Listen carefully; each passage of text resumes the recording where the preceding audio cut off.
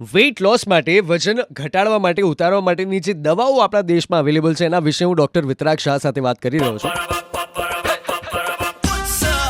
Good morning. Super hits 95 red FM સાંભળી રહ્યા છો તમે. મારું નામ છે ઉત્સવ. અને ડોક્ટર વિતરાગ, કોણ લઈ શકે કે એની પહેલા કોઈ ટેસ્ટ કરાવવાના હોય, કોણ ના લઈ શકે, એવું કંઈ? મેઇન ઇન્ડિકેશન છે એના આપણી બોડી માસ ઇન્ડેક્સ, હાઇટ અને વેઇટ પરથી એક ઇન્ડેક્સ બને છે, જે તમે ગૂગલ સિમ્પલ BMI કેલ્ક્યુલેટ કરવી હોય તમારું હાઇટ ને વેઇટ નાખો તો આવી જાય.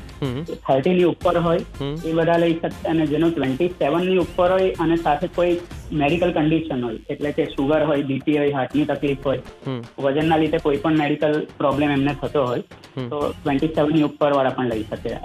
સેકન્ડ ઇન્ડિકેશન છે સ્લીપ એપનિયા સર્ટેન પોપ્યુલેશનમાં.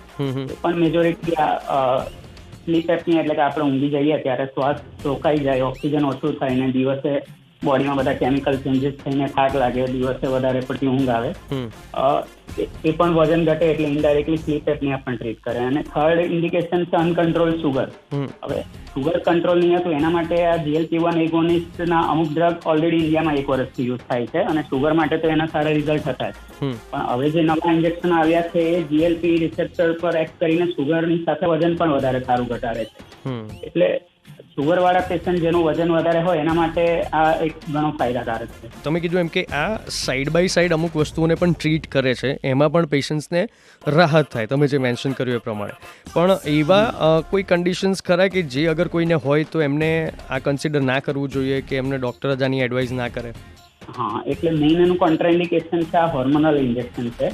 એટલે હોર્મોનલ ટ્યુમર કોઈ પેશન્ટને હોય, ફેમિલી હિસ્ટ્રી હોય MEN2 મલ્ટિપલ એન્ડોક્રાઇન નિયોપ્લાઝિયા, એ બહુ રેર બીમારી છે, અલગ અલગ એન્ડોક્રાઇન ગ્રંથિનું કેન્સર હોય ફેમિલીમાં કોઈને, તો એના એબ્સોલ્યુટલી કોન્ટ્રાઇન્ડિકેટેડ છે, નહીં આપી શકીએ. કોઈ પેશન્ટને સ્વાદુપિંડના સોજાની હિસ્ટ્રી હોય, પેન્ક્રેટાઇટિસ હોય, એને નહીં આપી શકીએ. અને પિત્તાશયની બીમારી હોય એને આપણે નહીં આપી શકીએ એવું નથી, પણ એને સમજાવીને આપવો પડે અને રેગ્યુલર ચેકઅપ કરવું પડે, સોનોગ્રાફી કરીને જોવું પડે, તો એવા પેશન્ટને આપી શકીએ. એટલે પિત્તાશય, સ્વાદુપિંડના સોજા અને થાઇરોઇડના કેન્સરની હિસ્ટ્રી હોય એવા પેશન્ટને નહીં આપી શકીએ. થાઇરોઇડની બીમારી હોય, થાઇરોઇડની દવા લેતા હોય એવાને કોઈ વાંધો નથી, એવા પેશન્ટને આપી શકીએ.